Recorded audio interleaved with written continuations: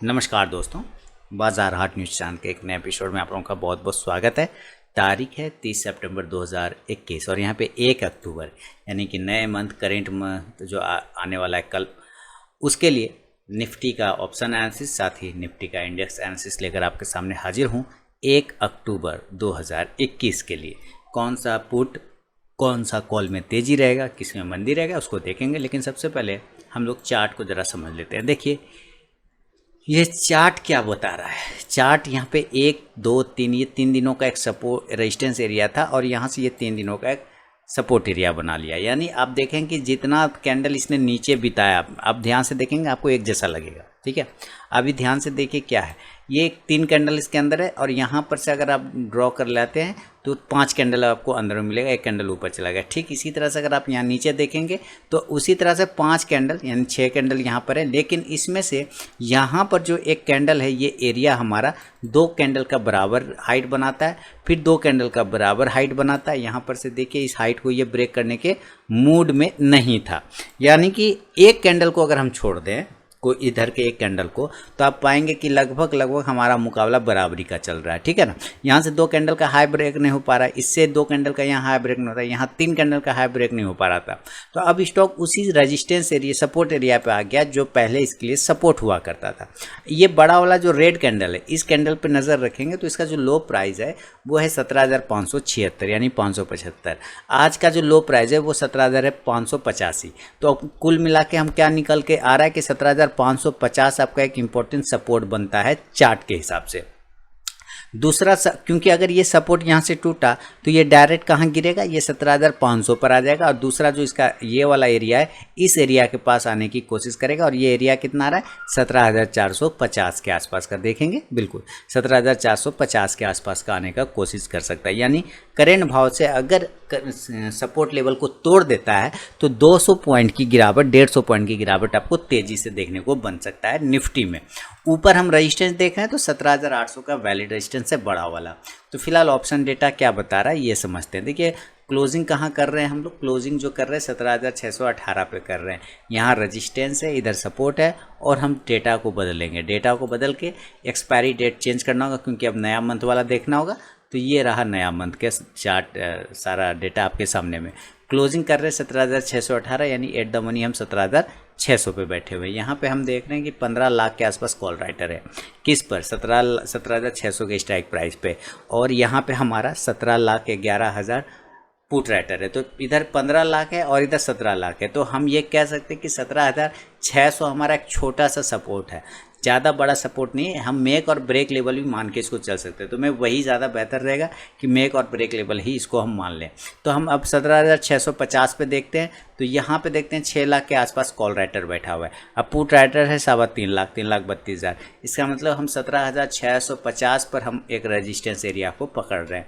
इसके बाद 17,700 पे देखते हैं तो हम यहाँ पे 28 लाख, देखिए सबसे ज़्यादा रेजिस्टेंस कहीं पर है बड़ा तो वो है 17,700 के स्ट्राइक प्राइस पर, जहाँ 28,89,000 कॉल राइटर बैठा हुआ है। अब पुट राइटर की बात करें तो मात्र 11,73,000। तो हम 17,700 ब्रेक होना तो अभी फिलहाल बहुत दिक्कत वाली बात लग रही है।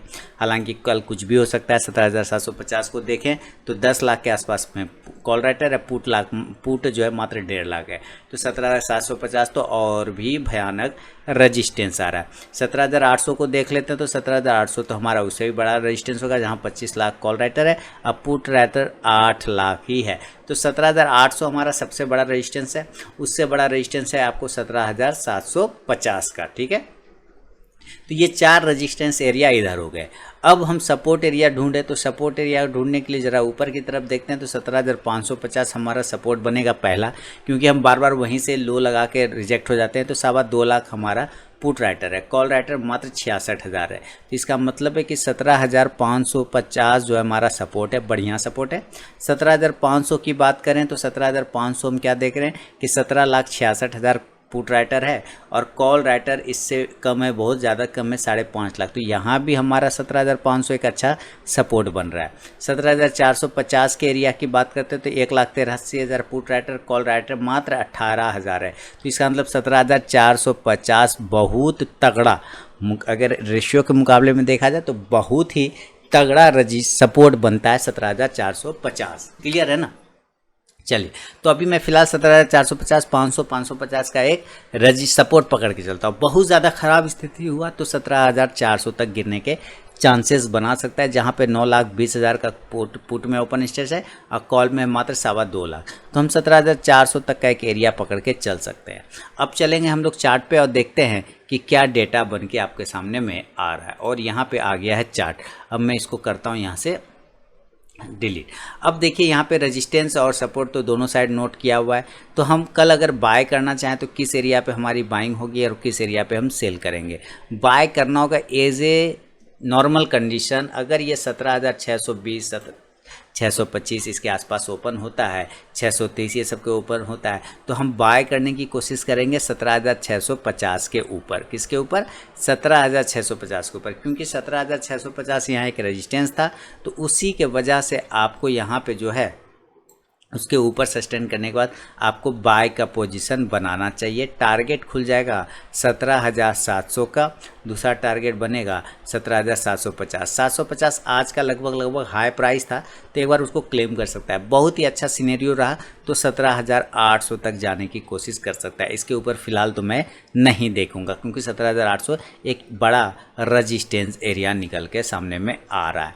तो 17,800 तक तो कॉल ऑप्शन को आप बाय करने की कोशिश करेंगे। कॉल ऑप्शन कौन सा कॉल ऑप्शन रहेगा आपके लिए? 17,650 का ही कॉल ऑप्शन आप बाय करके चलें। इंडेक्स ऊपर चलेगा तो ये कॉल ऑप्शन आपको प्रॉफिट देगा। इनकेस अगर आपको सेल करने का मूड हो जाए तो सेल कहाँ करेंगे? हमें सेल करना होगा 17,585 के नीचे या 17,580 के नीचे।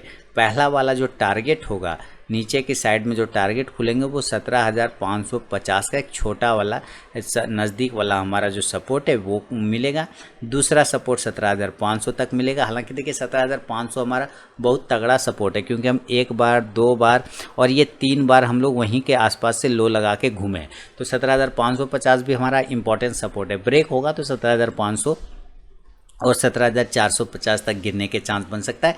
ये वाला जो गैप बना हुआ, ये गैप को ये फील करके फिर ऊपर जाने की कोशिश करेगा। तो अगर ये गैप फील करने आता है तो 17,400 तक गिरने के चांस ये बना सकता है। इस हिसाब से आप यहाँ से क्या करेंगे?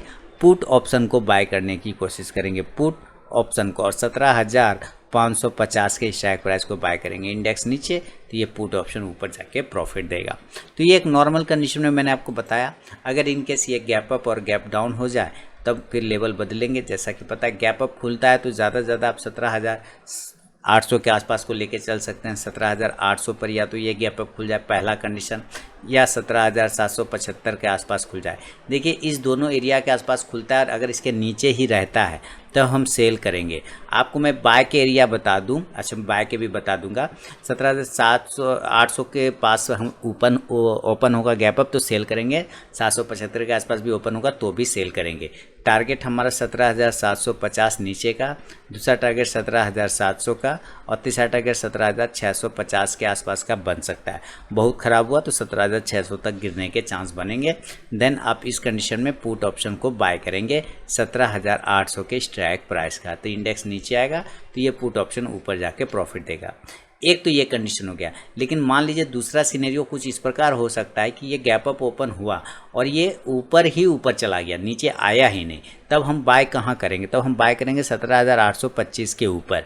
अगर ये 17,825 के ऊपर टिक जाता है तब हम बाय करेंगे गैप अप कंडीशन में। टारगेट जो खुलेगा हमारा 17,850, 17,900, फिर देखिए ये इस एरिया को टच करने की कोशिश करेगा, और तीसरा टारगेट 17,950 तक मिल सकता है। फिर आपको यहाँ से कॉल ऑप्शन को बाय करना चाहिए, कॉल ऑप्शन को, और वो 17,850 के स्ट्राइक प्राइस का रहेगा। इंडेक्स ऊपर तो ये कॉल ऑप्शन भी प्रॉफिट देगा। तो ये गैप अप में कहाँ पे सेल होगा, कहाँ कब बाय करेंगे? अगर यहाँ 17,850 के पास प्राइस के साथ टाइम अगर टिक जाता है कम से कम 15-20 मिनट, तब ही बाय करेंगे। ऐसा नहीं कि 825 स्पाइक लगाया और आपने बाय कर लिया, नहीं, सस्टेन होना चाहिए, टिकना चाहिए, तब आप बाय कर सकते हैं। तुरंत ऐसे बाय नहीं करना होगा।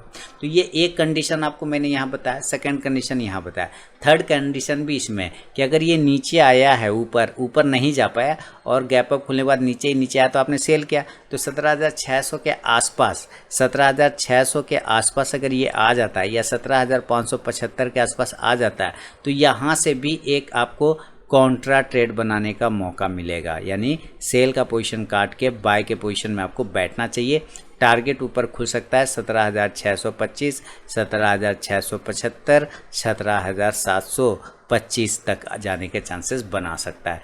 देन इस कंडीशन में आप यहाँ से कॉल ऑप्शन को फिर से आप बाय करके चल सकते हैं। 17,600 के स्ट्राइक प्राइस का इंडेक्स ऊपर, तो ये कॉल ऑप्शन आपको प्रॉफिट देगा ऊपर जाके। क्लियर हो गया? तो गैप अप में मैंने आपको 3 सिनेरियो बताया। अब इनकेस अगर ये गैप डाउन हो जाएगा दोस्तों, तो फिर लेवल बदल जाएंगे, तो गैप डाउन में क्या करना चाहिए ये समझ लेते हैं। देखिए गैप डाउन कहाँ ओपन हो सकता है, तो आज का लो प्राइस है 17,585, ठीक है, तो 50 अभी क्लोजिंग है 618, तो 15-20 पॉइंट तो नीचे ओपन नहीं होगा, तो या तो ये कम से कम 17,500 पर ओपन हो जाए पहला, या 17,450 पे ओपन हो जाए, यही 2 एरिया के आसपास ओपन हो सकता है ना। तो गैप डाउन दोस्तों अगर ये 17,500 पर या 450 किसी भी एरिया पर खुलता है, तो आपको कोशिश करना है कि आप जितना नज़दीक, अगर ये 17,500 पे आपको बाय का पोजीशन बनाना है, मान लीजिए आपने बना लिया, बनाने के बाद ये गिर गया और गिरने के बाद 17,450 आ जाए, तो आप ये नहीं कहिएगा कि आरके ने बोला था बाय करने, 17,500 में बाय कर लिया, देखो गिर गया, 17,450 पे गिर सकता है, तो आप यहाँ पे क्वांटिटी ऐड कर लीजिएगा, ठीक है ना।